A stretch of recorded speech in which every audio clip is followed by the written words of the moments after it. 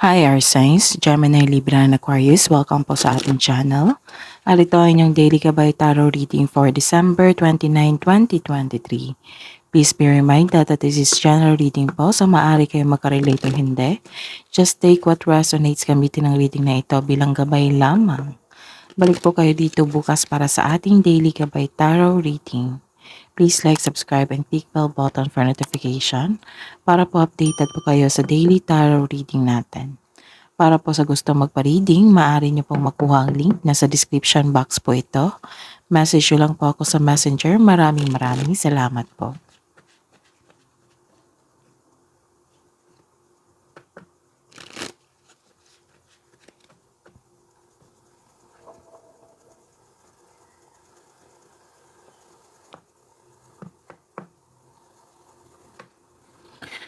Spirits guys, ano po ang ganap sa araw na ito? Para po kay Gemini, Libra, and Aquarius ngayon, December 29, 2023.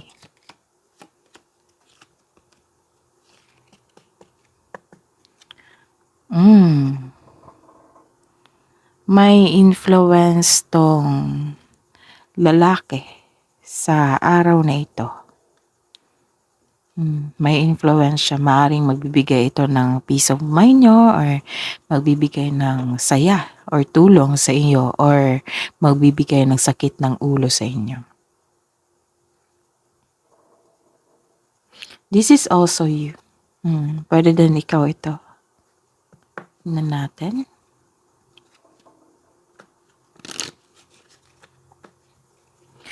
Spirits guys, ano po ang ganap sa araw na ito para kay Gemini, Libra, and Aquarius ngayong December 29, 2023. Okay. Marami kang new ideas ngayon. Nag-iisip po kayo. Oo. So, ingatan, baka magkaroon ng overthinking ha. So, ayun, marami kang new ideas ngayon na gusto nyong i-apply sa mga gawain nyo. May iniisip kayong tao, maaring ikaw, maaring itong lalaki. This is also clarity. Clarity. Parang may maging honest. May maging honest sa araw na ito or ikaw po yung magiging honest sa kapwa niyo po. This is hope. May darating na pag-asa. This is hope. This is dreams. This is about your dreams. Maaring may natupad na pangarap sa araw na ito. Nakatanggap din po kayo ng guidance. So you're taking time to your social media also. Nakikita ko dito.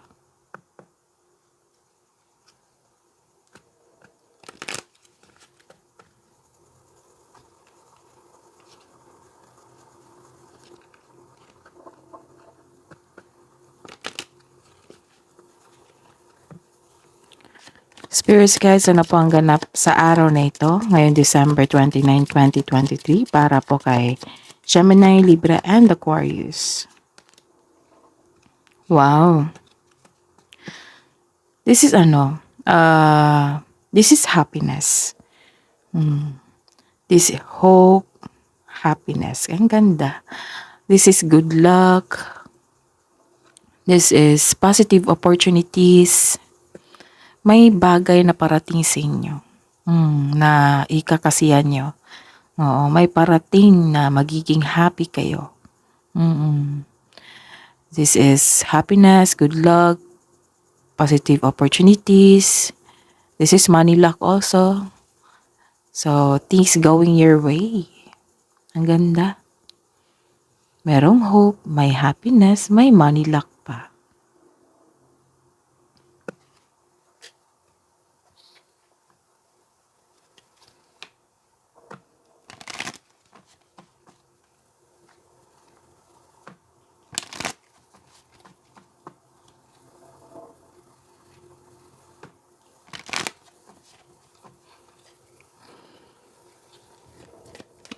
Spirits guys, ano po ang mensahe niyo po para kay Gemini, Libra, and Aquarius ngayong December 29, 2023? Self-grounding, go deep, explore your roots. Nag-iisip talaga kayo. Nag-iisip kayo sa mga nangyari, nag-iisip kayo kasi marami kayong new ideas na i-apply nyo sa inyong mga gawain.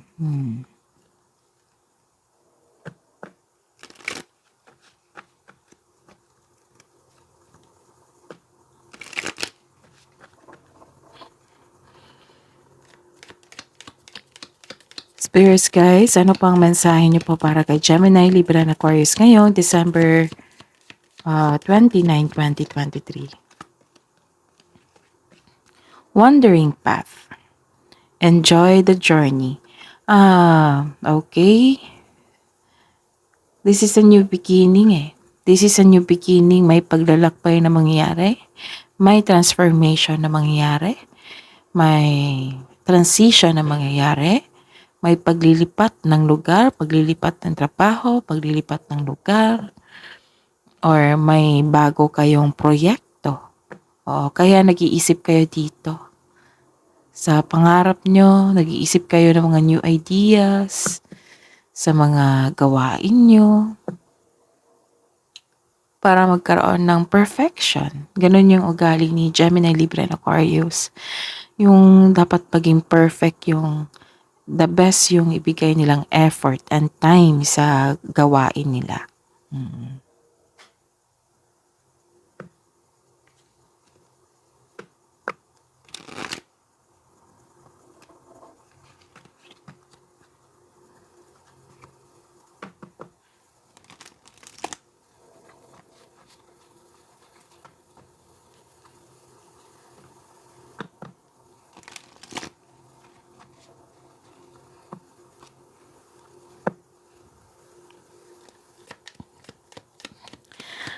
Spirits guys, ano po ang energy ni Gemini, Libra, and Aquarius ngayong December 29, 2023?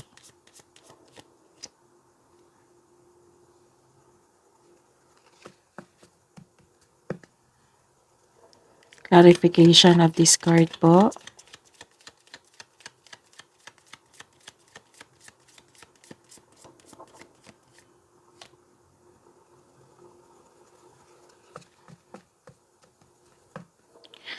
Career and money. Career and money ni Gemini, Libra, and Aquarius ngayong December 29, 2023 Spirit Sky.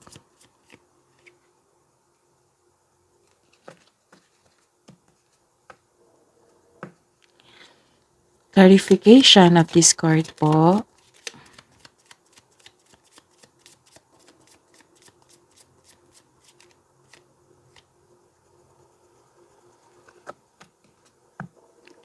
Love and romance, self-love, partnership, and romance ni Gemini, Libra, and Aquarius ngayong December 29, 2023.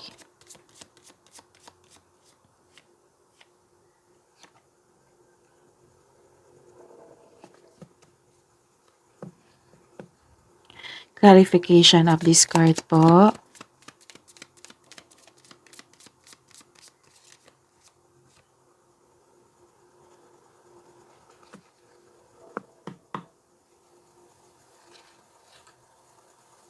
Ayos lang natin.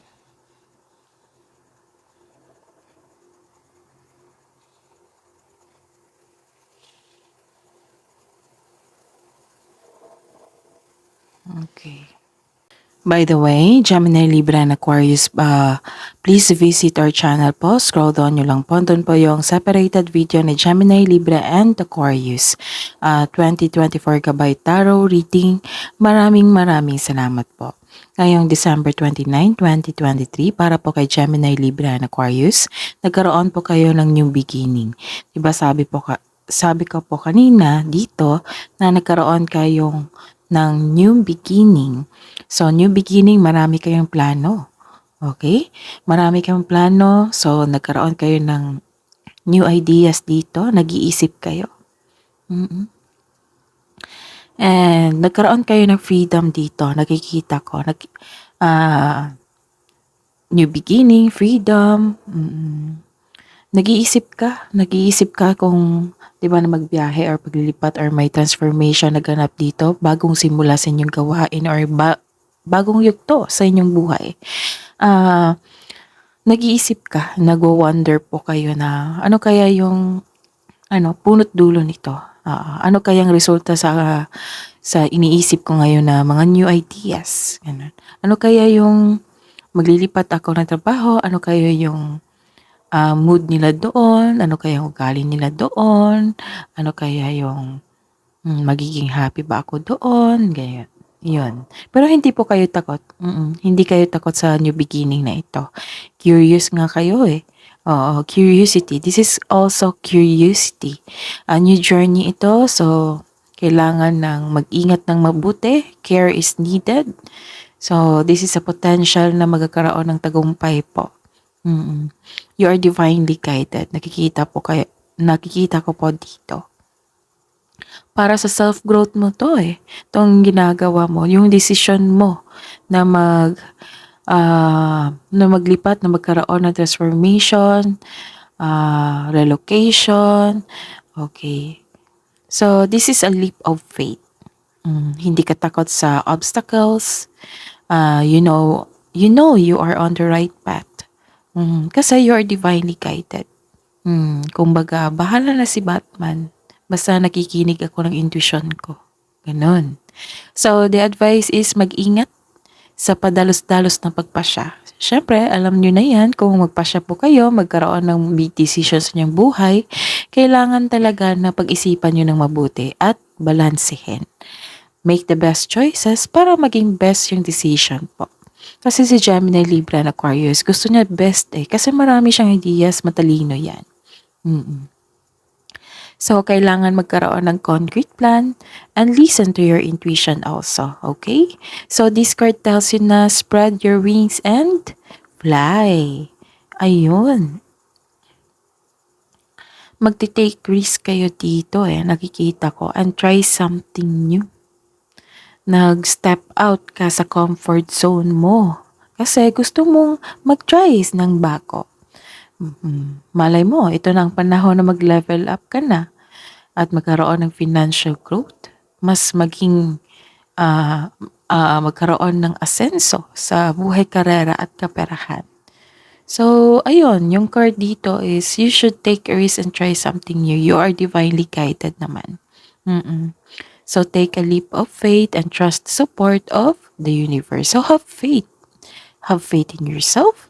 Have faith on your have faith the support. Have faith and trust the support of the universe. Kasi you are divinely guided. Kung wag kang matakot. Instead, i-acknowledge mo ang mga lessons na na-encounter mo. Yes, kasi minsan tayo mga tao natatakot or ayaw ng mga challenges, obstacles. So, some of you baka nakalimutan na itong challenges, obstacles sa inyong buhay, isa ito sa paraan ng universe para matuto kayo, para may magkaroon kayo ng lesson journey, para marunong. Like for example, para marunong na kayong humawak ng pera, para marunong na kayo na magpahalaga ng bagay or isang tao. Ganon. Gusto kasi ng universe na matuto kayo para yung blessings na binigay sa inyo, hindi masayang. Kasi gusto niya maging safe ka. Gusto nila na maging successful ka. So, listen to your intuition para mag-guide po kayo. Okay? Pero nakikita ko naman dito na sa inyong pagpasya, you are divinely guided and you are listening to your intuition. So, ayun. They are a part of your personal and spiritual evolution. Nakikita ko talaga dito, self-growth and spiritual evolution. Okay? So, kailangan ng pag-iingat. Kasi this is a leap of faith. Ito yung paglalakbay mo or paglilipat, transformation sa inyong buhay. Ito yung potential na magkakaroon talaga ng mga new opportunities, blessings, mga improvements sa inyong sarili. Yan, gayon. Okay. So, this is all about your dreams. Okay. Tingnan pa natin. Okay. Hmm. Nagkaroon ng ano dito, inspiration. 'Di ba nagkaroon kayo ng new ideas dito. New ideas, new ideas, new ideas. Nagkaroon ng movement, right? So, nagkaroon ng creativity. Naging creative kayo kasi marami kayong new ideas. Ah, you are inspired kasi bago lahat sa inyo, tapos curious ka, tapos excited ka. Mm. So, isang importanteng simulain, pagsasapalaran, pagpaplano, posible din may sanggol na parating. Wow. So, this card tells you na nagdadala ito ng inspirasyon sa naggagabay sa iyo patungo sa pagsisimula ng isang bagong pagkikipagsapalaran. Ito ay maaaring magpakita bilang paglikha ng bagong proyekto, paglalakbay, pagsisimula ng isang bagong relasyon o pagsisimula ng isang gawain. Negosyo pa, trabaho pa, ayun. Ang ganda, no? New ideas, nag-take ka ng action, naging creative ka, you're listening to your intuition, hindi ka takot sa mga challenges, kasi curious ka, mas curious ka sa bago. Okay? This card asks you to stay open sa mga signs na bigay ni universe and take action when they appear. So, kung may mga may na-encounter kayo na isang bagay, na isang trabaho na pinaghandaan nyo kasi nagkaroon ng new idea and creativity dito, ayun. So, be ready and take action anyway. May chance itong paglakbay sa malayong lugar o mag-abroad. Yung iba, kung sa personal man ito and spiritual, yung iba ay magsisimula lang pumasok sa gym na magkakaroon ng fitness routine para maibalik yung kumpiyansa sa sarili. So ito ang oras ko na kumilos ka at isagawa ang matagal mo ng plano o proyekto. Ito ay may parating talaga na nakaka-inspire, na naghahatid ng happiness sa inyo.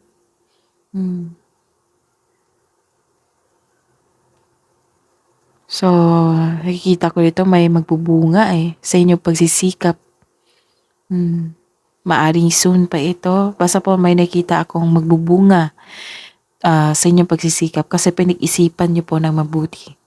Nakikita ko dito ilang beses na sinabi na pinag-isipan niyo po ng mabuti. At dahil sa achievement na ito, magkakaroon ka talaga ng financial growth and stability. Ang ganda, no? Marami ng mensahe. Okay, next is career and money.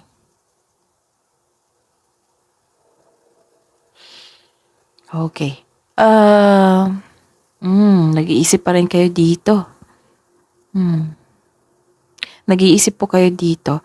Pero wag niyong hayaan na magkaroon ng stagnation sa araw nito. Kasi nag-iisip ka dito nag-iisip din dito. So wag niyong hayaan na magkaroon kayo ng stagnation. Dapat everyday, may gagawin kayo. Okay? Para dapat sa araw na ito magkaroon ng productivity. Huwag niyong hayaan na magkaroon ng stagnation. Dapat magkaroon ng productivity para may expectation kayo sa better outcome sa future po na darating. Okay? So, huwag niyong hayaan na magkaroon ng stagnation sa araw na ito. Napapagod ka Napapagod ka sa trabaho or napapagod ka sa kakaisip sa mga plano. Malalim ang iniisip mo, nakikita ko dito. Kasi maraming opportunities na dumating. Tapos new ideas din. Gusto mo nang gawin. So, baka nalilito ka na kung ano yung unahin. So, kailangan ng pagpabalanse po. Pahinga muna kung nakaramdam kayo ng isang pagod. So, pahinga muna din. Pag-iisipan ng mabuti, pagbalansehin. Basta po, remind ko lang na kailangan na hindi kayo magkaroon ng stagnation sa araw na ito. Dapat may oras na may ginagawa kayo na may kilos kayo tapos productivity kayo sa araw na ito. Okay? Naging wise ka na kasi, naging wise ka na dito eh, nakikita ko. Ayaw niyo nang masaktan, ayaw niyo nang ma-fail. So, naging wais ka na. Kaya nag-iisip ka na nag-iisip ka kung ano yung mga plano. Okay? You're making best decision. Okay. So, nakikita ko dito, nagkaroon talaga ng stagnation. Pero, pwede pa ito mabago. Oo. Basta pag-desisyonan nyo na magkaroon ng productivity sa araw na ito, huwag hayaan na whole day yung pag-iisip nyo na walang ginagawa. Wag. So, ayun. Interested ka talaga, to move forward, to go out from your comfort zone. Kasi, outside from the comfort zone, may success niyan eh. Okay? So, you are inspired. Na-motivate ka. So, tingnan pa natin. Okay. Sige. Itong clarification niya, nagkaroon ng manifestation, granted yung manifestation nyo, or nagkaroon kayo ng manifestation. Nagkaroon ng solid beginnings. This is new beginning din ito ha. Oo. Nagkaroon ng new beginning sa inyo career and money. So, some of you makaka-receive ng mabuting balita regarding sa ina-applyan nyo. Some of you, kakasimulan mo lang sa trabaho or magsisimula na kayo sa inyong trabaho or negosyo. Patuloy nyo lang pagsisikap, tutukan mo ito kasi magkakaroon ng self and financial growth. Wow. Maraming course na nagsabi dito na mas magiging asenso ka. Maging bukas ka sa mga advice ng nakakatanda sa inyo o well-experienced sa pinasukan mong karera. May parating na masaganang panimula sa workplace mo at ito ang inyong negosyo or trabaho. Mag-ingat sa mga plano para magtagumpay ito, okay? So, kailangan ng pag-iingat dito. So, ilan din dito, dinidevelop nila ang bagong hobby nila o skills nila na makadagdag ng income.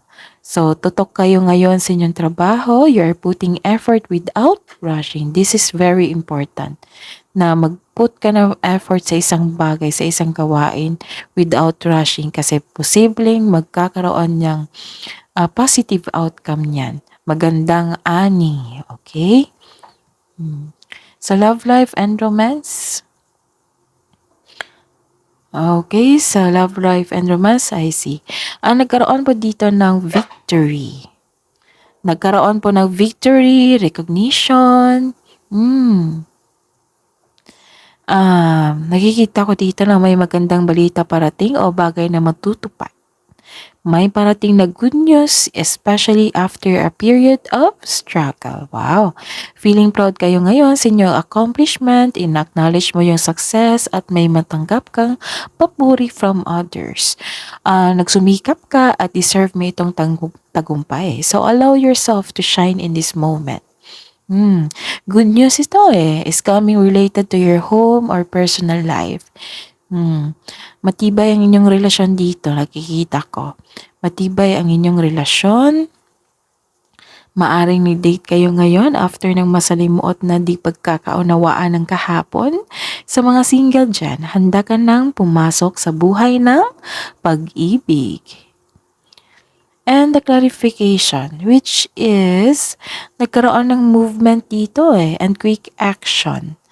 Okay? So, sa mga single dyan, may parating na romantic song, naghihintay ka dito. May parating na romantic partner dito. Wow, sa mga single dyan, may parating na romantic partner na papasok sa inyong buhay ngayon.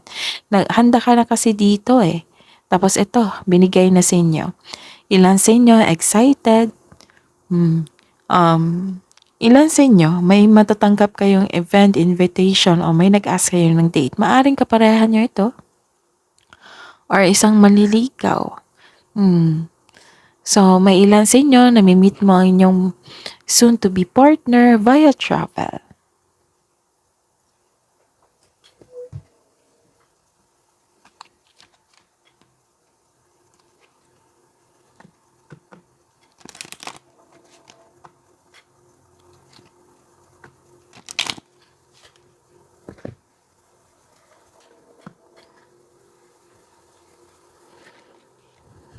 Hidden truth, anong iniisip po?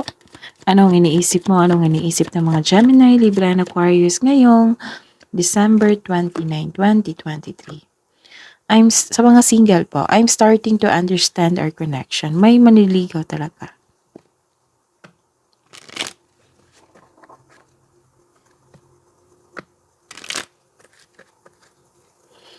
Hidden truth po, anong iniisip mo? Anong iniisip ng mga Gemini, Libra, and Aquarius ngayon December 29, 2023? Sa buhay mag-asawa sa mga may relasyon. Sometimes I stay awake thinking about you.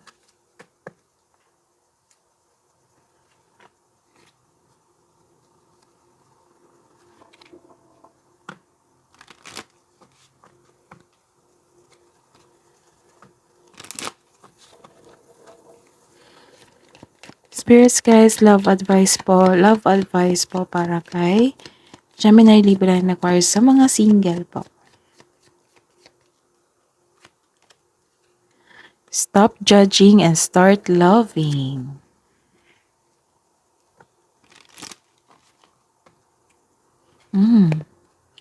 Sabi dito, stop judging and start loving. Maaring sa sarili mo to kasi self-love ito, message. So, stop judging yourself and start loving yourself. Okay? Love message po para kay sa mga single na Gemini, Libra, and Aquarius, spirits guys, ngayon December 29, 2023. Stay away from drama today.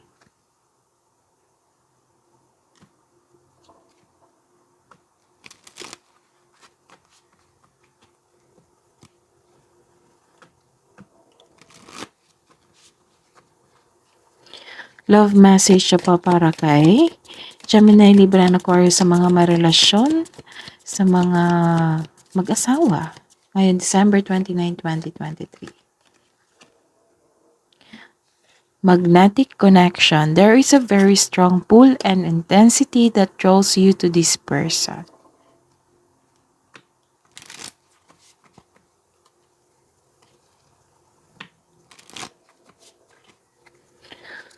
Spirits guys, love message siya po sa buhay mag-asawa sa mga may relasyon na Gemini, Libra, and Aquarius ngayon, December 29, 2023. Be optimistic. Keep in mind that you create your reality. You can't attract love with a negative mindset. Yes, indeed. Hindi talaga kayo makaka-attract ng love niyan kung nagkaroon kayo ng negative mindset.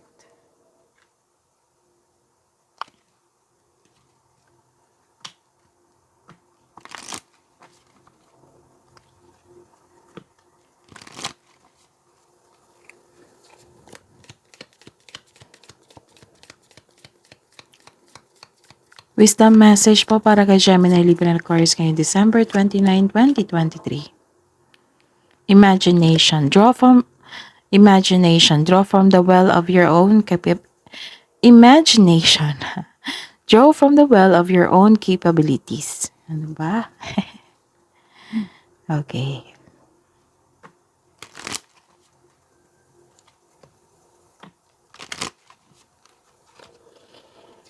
Wisdom message po para kay Gemini, Libra, and Aquarius ngayong December 29, 2023. Transformation. Let love transform you forever. Wow.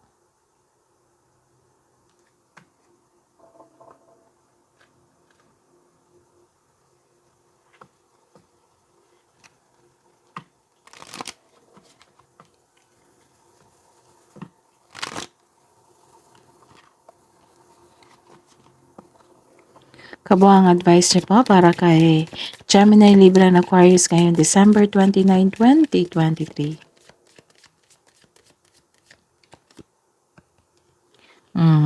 See? A new start is coming. Maraming beses na may new beginning talaga sa inyong buhay.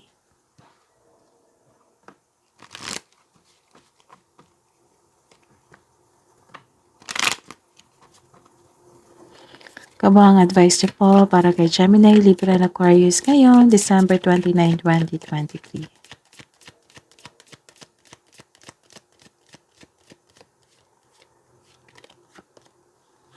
Expect powerful change. Ang ganda. A new start is coming and expect a powerful change. Wow. Kasi nababasa ko dito na magkakaroon talaga ng mas asenso pa. Maging asenso kayo sa inyong financial growth, sa magkaroon ng financial growth, career and money growth. Ngayon, this is money luck, dreams do come true.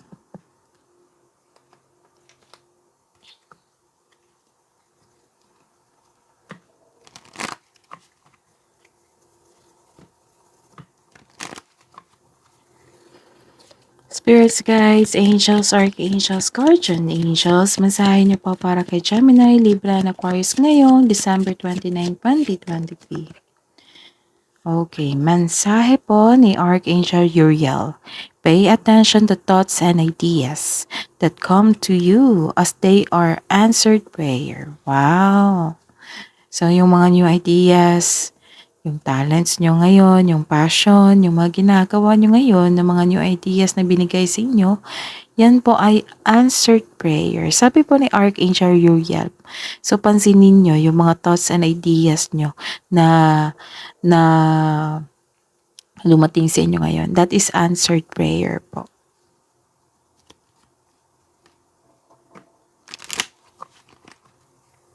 Spirits, guides, angels, archangels, guardian angels, mensahe niyo po para kay Gemini, Libra, and Aquarius ngayong December 29, 2023. Message from Archangel Ariel. Be courageous and stand up for your beliefs. Yes, dala-dala mo ito sa inyong unang card dito. Dito pa lang. That is your reading, Gemini, Libra, and Aquarius ngayon December 29, 2023. Please like, subscribe, and click bell button for notification para updated po kayo sa daily tarot reading natin. Maraming salamat po.